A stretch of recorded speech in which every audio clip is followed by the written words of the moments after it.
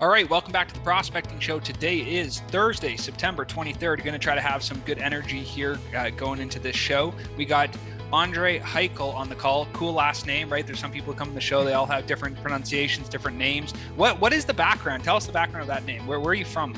Yeah, so my dad's actually from Lebanon. So he moved here when he was like 13 or 14 years old. So my background is Lebanese. But okay, very cool. American. So the format of the show, right? Past, present, future. A lot of people come on the show. They kind of present what they do, how they do it, who they help, all of that. The show always is sponsored by Syntax, our for-profit company, syntax.com, syntacz.com, for those of you who are looking to grow your business. But it's going to be interesting today because you do a lot of the same or similar services to what we're doing. So we're probably going to be able to jam on, appointments, prospecting, all the different things that you do. To start it off, tell us about, your background. Like, where'd you start? Did you go to school? Where'd you go to school? How'd you build this company? Like, give us the timeline. Yeah, so my start was really, I guess, connects with what we just talked about with my dad. So he moved over here when he was a kid, wasn't really good at school, so he kind of just, faded out of college or high school or whatever because he had broken English and just struggled with education and got into real estate. Obviously, had me, and then met my mom. And on my mom's side, my grandpa, her dad, is also like an entrepreneur who, sold a bunch of companies. So like my two big influences in my life was my dad and my grandpa, and they were both entrepreneurs. So like I always, grew up wanting to be an entrepreneur. Like that was like the norm in my family, which is completely different than most people. So I went to school locally, and then I went to college locally, lived at home, but I was always in the business. So like I had businesses in high school, and then that continued into college. I actually did something similar to you in college, which was starting a podcast, because like I realized I didn't really know anything except what I had learned from my dad and my grandpa. So we just interviewed a bunch of entrepreneurs, and that kind of like tailspin into starting like different agencies and kind of leading to where I'm at now, which is running a lead gen agency specifically. But there were tons of ventures that led us to this point, to say the least. Talk to us a little bit about school, right? I know for the guys who are in the entrepreneurial space, especially the guys that are doing online stuff, right? It's like, hey, some of us went to school, some of us didn't go to school, but there's like this common thread of like, hey, I'm doing my own thing, my business, something. I'm not working for somebody else. So like, what did you learn in school? Did you think it was useful? Would you do it again? Like, give us the breakdown on that in your opinion. Yeah, this used to be like my whole entire thesis, because so I had a podcast, Real Talk University, which was basically helping entrepreneurs learn outside of the classroom. And I also wrote a book called What They Won't Teach You. And it's, again, how to basically learn and do things outside of the classroom. So that was like my mojo, is like get out of the classroom and do something like that actually like lights a fire in your eyes, like gets you excited and going. So my mantra, I went to school for 3 years. I graduated in 3 years. So I had like an accelerated degree. I went to school locally, so I lived at home. I didn't pay rent. That's really the only situation that I would have done it in, is like not having to go into debt, not having to pay for like absurd living in like a really shitty location like a dorm, and also locally, so that I could spend a lot of time with family and people that I already was friends with, and continue to do business at the same time that I was doing school. I would say school though, although like in the moment I wasn't really enjoying being there, it definitely helped build connections, help with time management skills, although there are other ways to build time management skills and build connections. But I would say like the time I spent there was pretty valuable, just the people I met and some of the experiences I gathered. But my biggest thing is not paying, hundreds of thousands of dollars, or going hundreds of thousands of dollars in debt to go to school without really knowing what exactly you're going to use the degree for. So I was fortunate enough to have that situation I mentioned, where I was basically paying nothing, and was able to graduate in 3 years as opposed to 4. Yeah, I think that's a big deal, right? Because there's really two things that screw people up. Like you said, the debt, number one, that's the thing that'll keep you in poverty forever, right? It's like, hey, you got this massive amount of debt, and it's financed typically not at a good rate, right? It's usually a premium inflated rate, 5% or higher. If you do a graduate program, could be as high as 7 or 8%. Some of these are like, dude, you got S&P 500 style loans, right? It's like you're going backwards in net worth every month. So that'll kill you. But I think the other part that you said is very interesting. It's like, hey, you were grateful for the connections and, just the ability to time manage. But then you kind of also retracted that a little bit and said, hey, you could still build connections and you could still learn time management without school. So I think fundamentally we're coming to the understanding here, like it's really not that useful, right? Like it's a cool vehicle to have. It's a cool thing to go through. But it's really not that useful, because at the end of the day, all the skills that you learned that you think you're good at today, or that you feel that you've improved on, probably would have been improved whether or not you went to school. You were just baptism by fire, right? You had no choice. If you have 7 classes at a time, you have to be good at time management. You're around people, so you have to be good at talking to people, right? So that's an interesting kind of mindset for it. What are you doing today? Tell us about your business, how you help people, what the service is, how it works, all that. Yeah, so basically throughout college, we were doing the podcast and just learning from a bunch of different entrepreneurs that were successful. And that kind of like helped us to build skill sets. So like the biggest skill set that we learned was basically to get people on our podcast, we would do cold outreach. And we would basically have to pitch them on why 2 random college kids should be able to, have your time to interview you on our podcast. So like that got us into like the mindset of thinking of like how to like lead gen, persuasion, sales, marketing, outreach, all that kind of stuff. And with that, I mean, we started an agency in social media marketing. We started an agency where we help people build coaching programs. And with everything we did, what we were always good at in each of those agencies was generating leads and also closing those leads and making sales. But in some of those other agencies, we hated the fulfillment. We weren't good at it, all that great stuff. So that led us to starting a lead gen agency, basically selecting or pointing out one very specific thing that we were always good at in each of the different ventures we tried. So that led us to where I am now. We've been running a lead gen agency for too long, really. It's been like a year now, where we're just working with email marketing agencies that serve like e-com brands. And we're helping them get more e-com brands as clients through cold email, LinkedIn automation, cold calling. And we also branched off recently and started a data company. So like we help cold email or cold outreach agencies like ours to build lists for them and for their clients. So we've always been like indoctrinated in the B2B outreach or, cold prospecting space, but that's where we're at now is we have the agency side and we also have like the productized service side with the data. Yeah, so tell us a little bit more about data, because that's a big part of it, right? Like we have our own lead gen agency too, same thing, LinkedIn, cold email, like those are the kind of two different services. Like tell us about the data play, because I know that's like really misrepresented.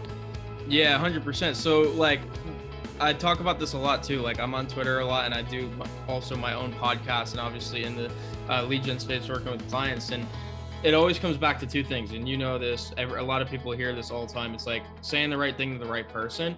And I feel like most people are so caught up on like scripting and just overall strategy and like how to send more messages, how to increase volume, how to, what's the best omni-channel flow, right? How to go from LinkedIn to email, to cold call, to Instagram, to Twitter. And they're just so caught up in the strategy where the real problem and where the issue almost always lies is just targeting the wrong people or just having shit data, which is like sometimes from sales nav or however they scrape their data, it's usually not aligned with their actual ICP and who their offer is supposed to be for.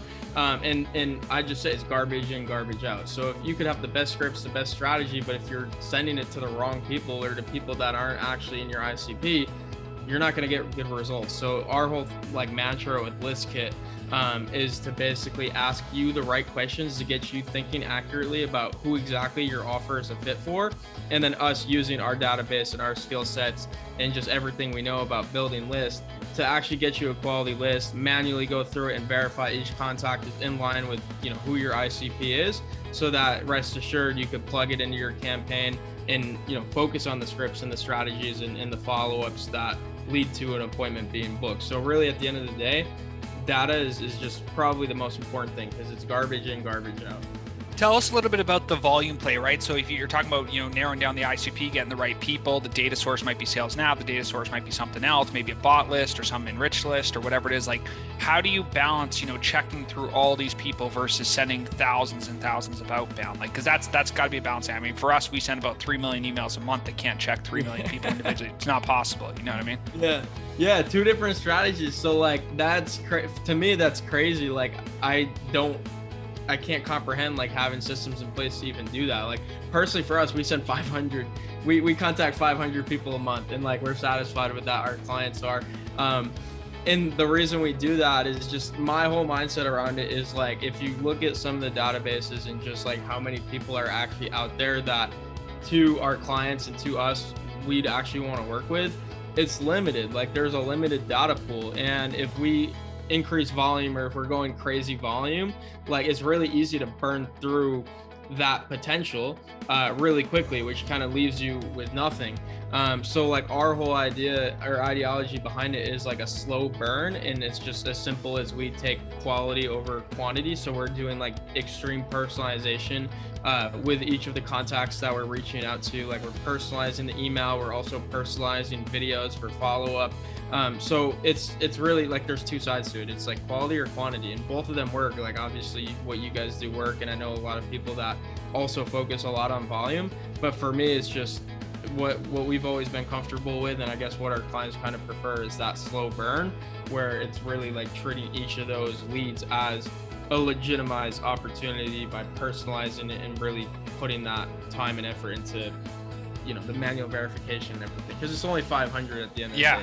Yeah, I mean, but to your point, like, listen, it's all about the outcome, right? It's one of those things like, hey, the outcome people are looking for is not how many emails do you send or how many responses do you get back. Like, typically what the outcome is like, hey, I want to close X number of customers into my service because I want revenue, and revenue comes from closing deals, which comes from talking to people, which comes from booked appointments, which comes from positive replies. So it's like the whole downstream channel is kind of like, hey, it depends on how big you want to go. And plus, it also depends on how big your team is, right? If you got 3 guys on payroll, you can have a smaller company. If you got 65 guys on payroll, it's like you might need to send a little bit more, right? There might need to be more volume there. So I think you're right. Like, you know, there's a quality quantity play, but then there's also like what's realistic for business growth, right? If you need to do 400 grand a month in sales, you're probably going to need to send a few emails, right? Like it's just a different model. So for, you know, from your perspective, tell us a little bit about what you think makes you different. You talked about personalization, which obviously is the spectrum that you're on, right? There's the highly personalized versus high volume, and there's kind of everything in between. So you're definitely on the personalization side.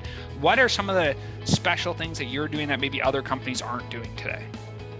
Yeah, and I would, just to go back to what you mentioned, it really comes down to like, what do you want? Like, what is the outcome that you're trying to get? And this even goes back to talking about college. Like, if you want to go to college, like the biggest mistake I made was really not knowing why I was there. Like, if you want to go to college, like you should know exactly what you're there for, because you have a goal to work towards and accomplish by the time you're out. And that's like the only way I could see it actually being valuable. And it's the same thing with lead gen. Like, okay, you message 500 prospects, but why? Like, how many calls do you want to get? How many opportunities? How many new clients can you take on? And then you reverse engineer, instead of just saying, oh, I'm going to, you know, message 3 million people because Connor is doing it, or I'm going to message 500 people because Andre is doing it. Like, what is your actual end goal? And try to reverse engineer that with all the KPIs you mentioned. I guess the other thing that makes us different with our agency is like our strategy overall, and it's really like a conversational approach. So like you'll see it all the time with like gurus on Twitter and blog posts, and just everyone that, you know, sends cold emails and does outbound messaging. Like, it's these long emails where it's like, hey, my name is blank, I do XYZ, I just helped this person accomplish XYZ, are you interested in learning how I could potentially do it for you? Like, our approach to emails is like one sentence. We're just asking like a question, and we're almost like confusing them as if we were a customer or a client, and it's a conversational approach. I guess that's like the biggest differentiator, even though it's not that big. It's just our method of how do we generate responses. It's taking the conversational approach, which again is like less volume, because you could send out, you know, an email that uses the template that I kind of mentioned, where it's like very direct with your offer, very like salesy and pitchy, and people are either going to say yes or no. And the people that say yes, you book them a call, and the people that say no, you archive them. But with our strategy, it's like you won't really know until 3 or 4 emails into it. But what we found is, like, again, our clients specifically want lower volume, which allows us to focus on higher quality. So these appointments that they're getting, they're closing at a much higher rate, which works into our favor as like a performance-based agency. Yeah, well, I think that part's important to think about too, is like, how do you get paid for the work in what you do, right? There's a lot of work that we do in the email space where we get paid on a per positive reply model. And because people are paying on a per positive reply model, we can't just ask them like, hey, do you help coaches or do you help consultants? Because we build a crap out of clients because everyone says yes, right? We have to have a high intent. Our guarantee or our promise to our, we don't do guarantees, but our promise in the performance model is they're saying yes, they're indicating positive intent for the thing you want, right? So if you're a consultant and you're going after small businesses that do SEO, it's like, hey, I'm a consultant, I help SEO businesses grow through XYZ. Is that something you're interested in? Because we get paid on an intent-based positive reply, we have to have direct response up front. We can't have the 4 email model. But in your case, your business model is just a little different, right? Which is, again, to your point, there's no problem with it. They both work. So, if somebody wanted to work with you guys, right? And let's say you're going to give us the framework, but who's the ideal customer? How can they reach you? What's the best way for them to get in touch with you to maybe go down your pathway of this hyper-personalized approach? Yeah, definitely. And I appreciate you asking. I would say for us, like who we've had the most success with are email marketing agencies that work with e-com brands. We've also had success with other service providers in the e-com niche. We're just like we have a lot of success with e-com brands, like targeting e-com brands with offers. But like it always comes down to the offer. So it's like hard to say. We work with anyone that has an offer that converts, because what we do, like our strategies work as long as we could actually effectively target for your ICP, and you have proof that your offer is actually in demand and converts with that audience. We're going to be able to get you a certain number of appointments. And like I said, the way our model works, we're only charging per booked appointment. So it's purely performance based. So we're really the ones taking the risk at the end of the day, is like taking you on and maybe not being able to get your results.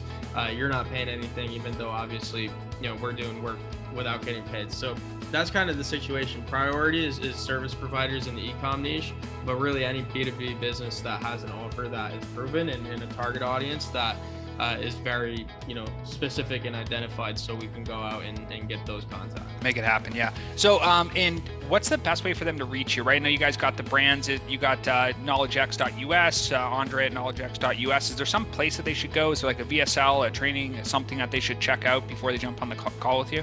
Really, I would just direct everyone to Twitter. I have a personal Twitter, just at Andre Haykal Jr. And I have like a link tree in there as well that has links to, like, I have a podcast, I have a website, I have VSLs, blogs, you name it. But I'm always putting out content, and my pinned tweet on Twitter is basically just a culmination of all my threads that all have to do with what Connor and I just walked through, like targeting, scripting, outreach, B2B sales, on phone call sales, onboarding clients, running an agency. So if that's the stuff you guys are interested in, yeah, just head over to my Twitter and you should find some good content. And what's the account? It's just my full name. So it's at Andre Haykal and then Jr., JR at the end. Awesome. So for those of you who are listening to this, right, we got the website, knowledgex.us. We're going to drop the email below. Check out Twitter. That's probably the best place because there's the content there, and you can also book a call. I know I think it's on the homepage and the contact page, there's a book a call button. If somebody's interested in hyper-personalization, you're an e-commerce email marketing agency, that would probably be the best fit for you guys. But like you said, there are some other options, other people. So if you don't fit the niche perfectly, don't worry. Probably still book a call. I'm sure you can figure out pretty quickly on the call if that makes sense or not. Thank you so much for coming on the Prospecting Show, and have a great rest of the day.